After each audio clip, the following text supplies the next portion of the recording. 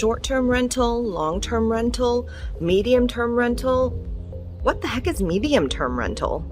We're going to talk about that and decide what's best coming up next.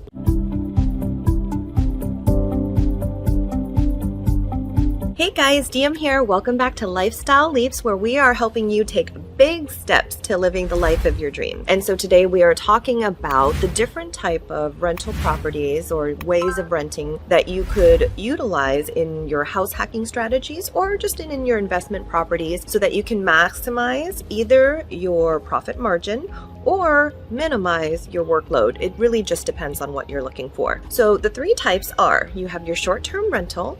That's going to be renting units by the night, rooms, spaces, whole homes, whatever you choose. By the night, it's always furnished. Utilities are part of the package.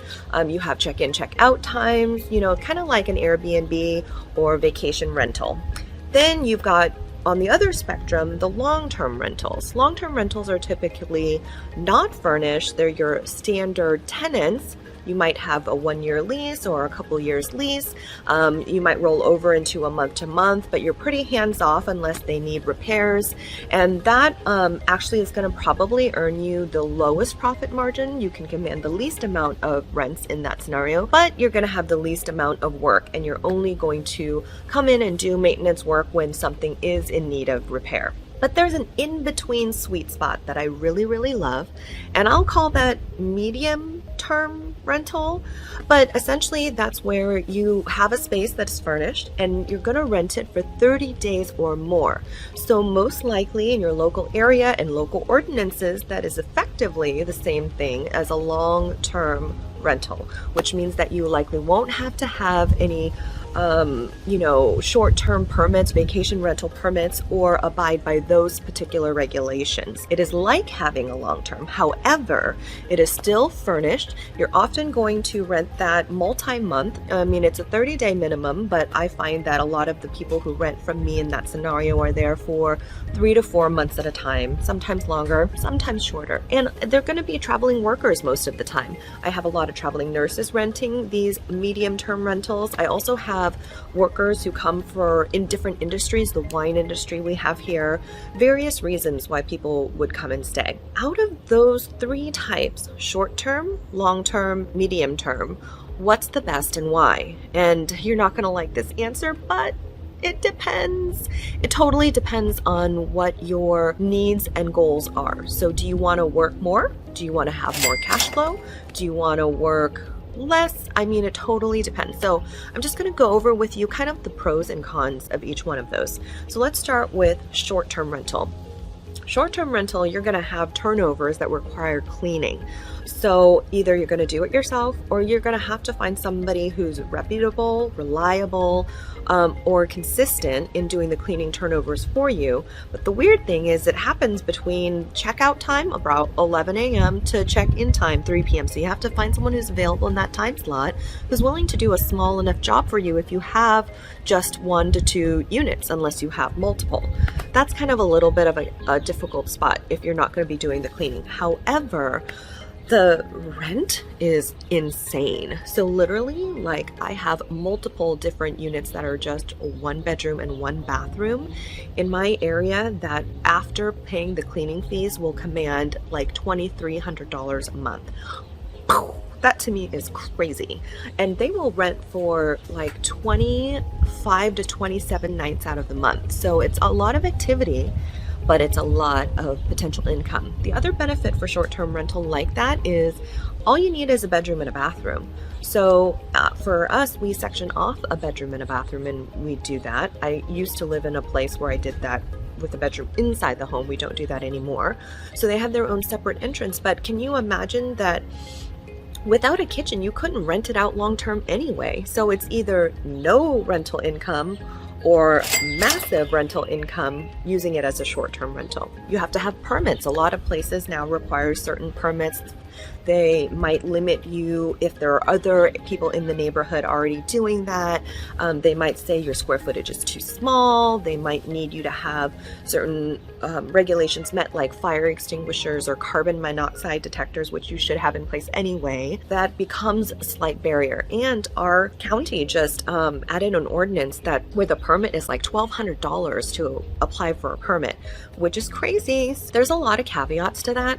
Also, we have to pay transient occupancy tax, which in our area is about 13% of the rents.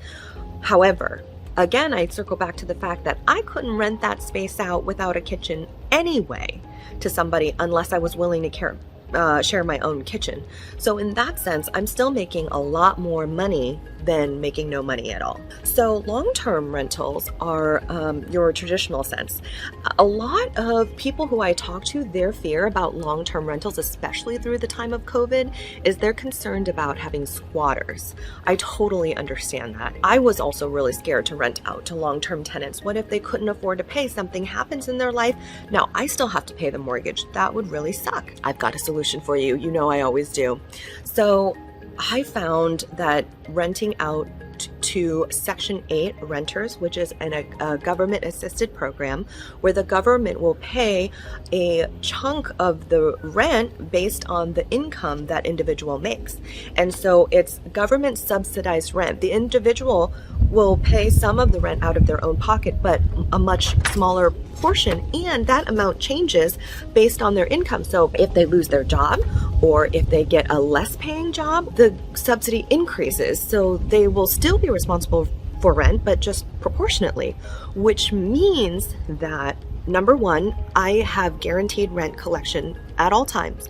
Number two, I have a very, very loyal tenant because it's going to be really hard for them to find other landlords who will be accepting Section 8 housing. And so that eliminates to me the risk of having squatters. Then you wonder, okay, well, what about, are they going to be clean or are they going to keep up your place? Well, that's true with any tenant. So you just have to do a diligent job of screening and being a good landlord, like I know you will be. So I love Section 8 housing if you're going to do long term. I think that's a great idea. I will continue to do that. Medium term rentals are the sweet spot because in terms of workload, they are also in the middle, not too much, not too little.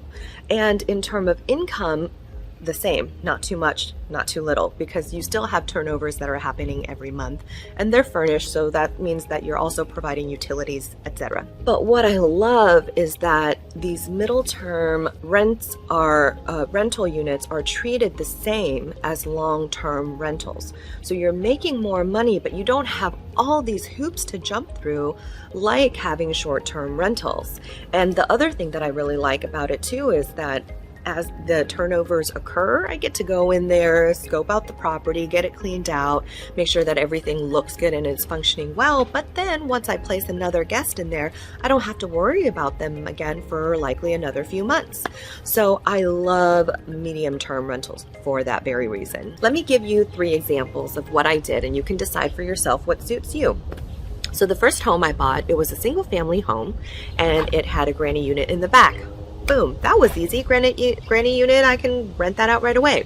I inherited a long-term tenant. Eventually she moved out. I furnished it and it became a vacation rental. I lived in the main house, but there was only 1 bathroom. So I couldn't section off an area and have an outside entrance because we had to share the bathroom unless I was going to add another bathroom, which there was no room to do that. So instead, I got a roommate. I didn't love it, but it was my first purchase. And so I was really happy and excited to have no mortgage right off the bat without having to do any construction. So that was a win-win scenario. Then in my second home, I purchased that knowing that I wanted to have a secondary suite right away, easy conversion, just close it off and add an exterior entrance, and I can have a rental suite that I use by the night like on Airbnb. I sold my first property for a profit, got that chunk of change and invested $80-something thousand to convert the garage into an accessory dwelling unit, which is like a granny unit. And so while I lived there, I placed a long-term tenant in that one, and then I lived in the main house, and then I still rented out the suite in the back. And sometimes people are turned off by the long-term tenant, but I had that Section 8 housing that I felt really secure about, so that was all good.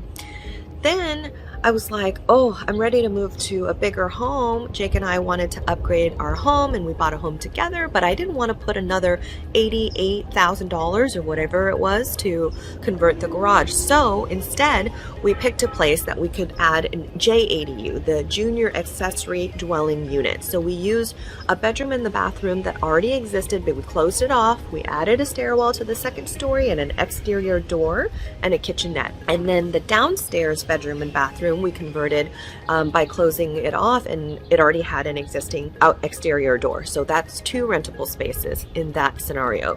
So in the JADU, we had a medium-term renter, and in the downstairs, we have a short-term renter, and we live in the middle. And my dad lives close by, so he helps me out with the cleaning. I also own a house cleaning agency, so if I need it, I could also have other people do that job as well because I have the resources. But you don't need to have all those connections to make that work. You can find a neighbor, you can do it yourself, you can post an ad on Craigslist for a cleaner. Those are actually one of the more easy things to get figured out. It's the acquisition of the property and finding the right property that might be the more difficult one. But those are 3 examples of how I used both short-term and long-term, plus the new creative medium-term rental strategies to make sure that I eliminate my mortgage every single month. I forgot to mention too that in that third example where we did that smaller conversion, that was actually only about $28,000 of construction. So I got a little bit wiser every time I made a change, every time I purchased a new home. And that's the thing about house hacking, real estate investing. Everything that you do is just a snowball of effects in terms of gained knowledge and experience. So I keep making better and better choices when it comes to investing. Anyway, I hope all of this information was so helpful for you. If you have any questions, leave them down in the comments and I'll do my best to answer them for you. If you feel like you want more information like this, please subscribe to my channel. But at the very least, for all my hard work, will you push the like button? All right, guys, love you so much. See you next time. Bye.